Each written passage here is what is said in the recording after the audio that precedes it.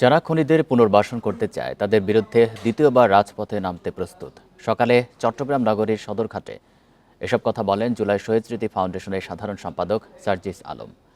ছাত্র জনতার আন্দোলনে গুলি চালানো খুনিদের বিচারের আওতায় আনার দাবি জানান তিনি। নগরীর পিটিআই মিলনায়তনে চট্টগ্রাম বিভাগের ১০৫ শহীদ পরিবারের মাঝে চেক বিতরণ করে জুলাই শহীদ স্মৃতি ফাউন্ডেশন। এ সময় শহীদ পরিবারের পাশে থাকার অঙ্গীকার করেন ফাউন্ডেশনের নেতারা। আমরা যেমন এই ৫ই অগাস্টের পূর্বে আমরা ঐক্যবদ্ধভাবে জীবন দেওয়ার জন্য প্রস্তুত ছিলাম, আমরা এখনো সেই খুনিদের বিচার নিশ্চিত করার জন্য এবং সকল প্রকার পুনর্বাসনের বিরুদ্ধে আমরা জীবন দেওয়ার জন্য এখনো প্রস্তুত আছি। নুডলস খান নাই তো নুডলসই খান নাই। এ বিষয়ে আরও জানাতে চট্টগ্রাম থেকে যোগ দিয়েছেন সহকর্মী আবদুল্লাহ রাকিব। রাকিব, সহায়তা তো দেওয়া হয়েছে ৫ লাখ টাকা করে। এ বিষয়ে বৈষম্যবিরোধী ছাত্র আন্দোলনে কারা কারা সেখানে উপস্থিত ছিলেন, কে কি বললেন জানাবেন। এখানে বৈষম্য বিরোধী চট্টগ্রাম বিভাগের যে সমন্বয়ক অর্থাৎ খান তালাত মাহমুদ রাফি, রাসেল আহমেদ এবং আমরা দেখছি ঢাকা থেকে যারা কেন্দ্রীয় নেতা অর্থাৎ জুলাই শহীদ স্মৃতি ফাউন্ডেশনের সাধারণ সম্পাদক সার্জিস আলম এবং প্রধান নির্বাহী কর্মকর্তা মীর মাহবুবুর রহমান স্নিগ্ধ অর্থাৎ শহীদ মুগ্ধের ভাই, তিনিও এখানে উপস্থিত হয়েছেন এবং তারা এখানে একটি আবেগঘন পরিবেশ আসলে তৈরি হয়েছে।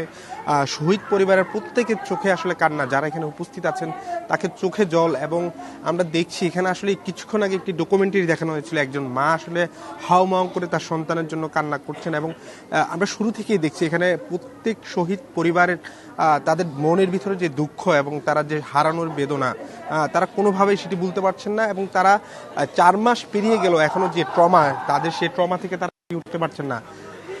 আমরা এখানে দেখছি সার্জিস আলম কান্নায় ভেঙে পড়েছেন। তিনি শহীদ স্মৃতির একজন শহীদের মায়ের সাথে দেখা করতে গিয়ে কান্নায় ভেঙে পড়েন। এখন আরেকজন আমরা স্বজনটা দেখছি যারা আসলে শুরু থেকে আসলে কান্নায় ভেঙে পড়েছেন। তারা কোনোভাবে সেই দুঃসহ স্মৃতি, তাদের কারো প্রিয় আপনজন, কেউ একমাত্র পরিবারের অবলম্বন, তাদেরকে হারিয়ে আসলে তাদের যে মুহ্যমান এবং পরিবারের যে শোক এবং সেটি আসলে কোনোভাবে তারা বলছেন যে এটি পূরণ করার মতো নয়। রাষ্ট্র হয়তো তাদের পাশে দাঁড়িয়েছে, আগামী দিনেও পাশে থাকবে, এ আশা তারা করেন।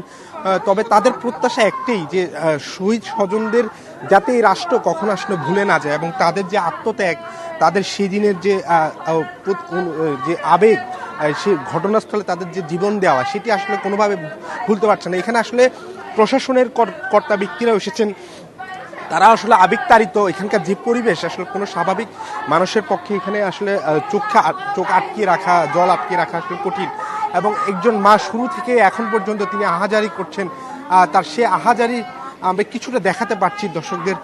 এখন তিনি আসলে তার একমাত্র সন্তান বলা চলে এবং সে সন্তানকে হারিয়ে সকাল থেকে যখন এখানে আসেন তখন থেকে তিনি আসলে কান্নায় ভেঙে পড়েছেন। এবং এখানকার শহীদ স্মৃতি ফাউন্ডেশনের নেতারা অর্থাৎ সার্জিস আলম যে কথা বলেছেন এবং সেই কথাটিরই আমরা যেটি উনি বলছেন যে আসলে এই শহীদদের স্মৃতি এই অনুষ্ঠানগুলোর মাধ্যমে হয়তো কিছুটা আঁচ করা যায়, কিন্তু যারা হারিয়েছে সেটি আসলে কোনোভাবেই অন্যরা আসলে বুঝে উঠতে সম্ভব না। এবং তারা বলছেন যে শেখ হাসিনা যে কি কায়দায় তাদের প্রতি বর্বরতা চালিয়েছেন এবং তারা বলছেন যে এই খুনি হাসিনার বিচার করার আগ পর্যন্ত তাকে পুনর্বাসনের চেষ্টা যারা করছে তাদের বিষয়ে আসলে তারা এখন পর্যন্ত সক্রিয় এবং তারা বলছেন প্রয়োজনে তারা দ্বিতীয়বার মাঠে নামতে এবং জীবন দিতে তারা প্রস্তুত আছেন। তারা কোনোভাবেই এই যারা শহীদ হত্যা করেছে অর্থাৎ হত্যাকাণ্ডের সাথে যুক্ত তাদের এই দেশে পুনর্বাসন সহ অন্যান্য কোনো কার্যক্রমই তারা বরদাস্ত করবেন না। এবং তাদের পক্ষ থেকে স্পষ্ট একটি বার্তা যে রাষ্ট্রের সকল পর্যায়ে যারা এই হত্যাকাণ্ডের সাথে যুক্ত, রাষ্ট্রের একেবারে শীর্ষ পর্যায় থেকে শুরু করে যারা মাঠ পর্যায়ে এই হত্যাকাণ্ডের সাথে যুক্ত ছিল তাদের প্রত্যেককে বিচারের আওতায় আনতে হবে। এবং পরিবারগুলোর একটাই কথা, রাষ্ট্র যাতে তাদের পাশে থাকে, তাদের এই সামনের দিনগুলোতে যাতে রাষ্ট্র তাদের সেই পাশে থাকার অঙ্গীকার নিয়ে যে এখন যেভাবে আছে সেভাবেই থাকে।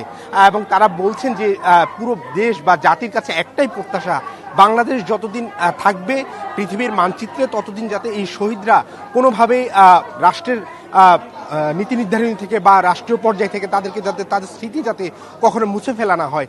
এবং আমরা দেখেছি সার্জিস আলম একটি কথাই বারবার বলছেন যে খুনিরা যদি আবারও ফিরে আসে, এই যারা শহীদ হয়েছেন তাদের তাদেরকে হয়তো পরবর্তীতে লাশের আরো বেশি বইতে হবে এবং তাদের উপরে যে অন্যায়ের খড়গ সেটি চালানো হবে। তো এখন পর্যন্ত এখানে চেক বিতরণ অনুষ্ঠান কিছুক্ষণ পরে শুরু হচ্ছে এবং এই পর্যায়ে আসলে এখানে আবেগঘন পরিবেশ, সবাই কান্নায় ভেঙে পড়েছেন বলা চলে। তো আমরা সেই পরবর্তীতে তথ্যগুলো দর্শকদের জানাতে পারবো। চট্টগ্রাম থেকে জানাচ্ছেন সহকর্মী আব্দুল্লাহ রাকিব।